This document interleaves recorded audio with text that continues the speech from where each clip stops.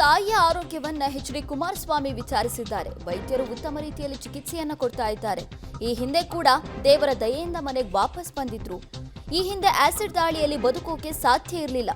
ಅವರು ನಂಬಿದ ದೇವರೇ ಅವರನ್ನ ಕಾಪಾಡಿದ್ರು.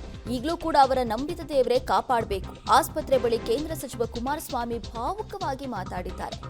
ತಾಯಿಯ ಆರೋಗ್ಯದಲ್ಲಿ ಏರುಪೇರಾಗಿದ್ದರಿಂದ ಆಸ್ಪತ್ರೆಗೆ ಬಂದಿದ್ದಂತೆ ಎಚ್.ಡಿ. ಕುಮಾರಸ್ವಾಮಿ ತಾಯಿಯ ಆರೋಗ್ಯವನ್ನ ವಿಚಾರಿಸಿದ್ದಾರೆ. ವೈದ್ಯರ ಬಳಿ ಮಾತಾಡಿದ್ದಾರೆ. ಅದಾದ ಬಳಿಕ ಮಾಧ್ಯಮಗಳಿಗೆ ಪ್ರತಿಕ್ರಿಯೆ ಕೂಡ ಕೊಟ್ಟಿದ್ದಾರೆ. ಮೊನ್ನೆ ದಿನ ಆರೋಗ್ಯದ ಸ್ವಲ್ಪ ಸಮಸ್ಯೆಯಿಂದ ಮಣಿಪಾಲ್ ಆಸ್ಪತ್ರೆಗೆ ಅಡ್ಮಿಟ್ ಮಾಡಿ ಡಾಕ್ಟರ್ಗಳು ಉತ್ತಮವಾದ ರೀತಿಯ ಚಿಕಿತ್ಸೆ ನೀಡ್ತಾ ಇದ್ದಾರೆ. ಅವರು ಮೊದಲಿಂದಲೂ ವೈದ್ಯರ ಒಂದು ಚಿಕಿತ್ಸೆಗಳಿದ್ದರು. ಯಾವ ಒಂದು ದೇವರನ್ನ ನಂಬಿ ಬದುಕಿದ್ದಾರೆ. ಆ ದೇವರೇ ಅವರಿಗೆ ಎಲ್ಲ ರೀತಿ ಮತ್ತೆ ಪುನಃ ಇಂಥ ಒಂದು ಆರೋಗ್ಯದ ಸಮಸ್ಯೆಯಿಂದ ಹೊರಗೆ ಬರ್ತಕ್ಕಂಥ ಶಕ್ತಿ ಅವ್ರು ನಂಬಿರ್ತಕ್ಕಂಥ ದೇವರು ಕೊಟ್ಕೊಂಡು ಬಂದಿದ್ದಾರೆ.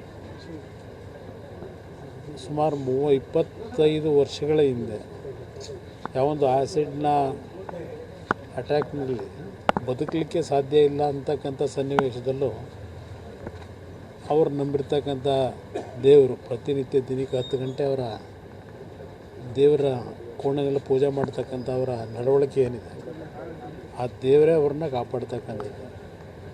ಇಲ್ಲಿ ಮಣಿಪಾಲ್ನ ವೈದ್ಯರು ಎಲ್ಲ ರೀತಿಯ ಮುತುವರ್ಜಿ ವಹಿಸಿ ಎಲ್ಲ ರೀತಿಯ ಚಿಕಿತ್ಸೆ ಮಾಡ್ತಾ ಇದ್ದಾರೆ.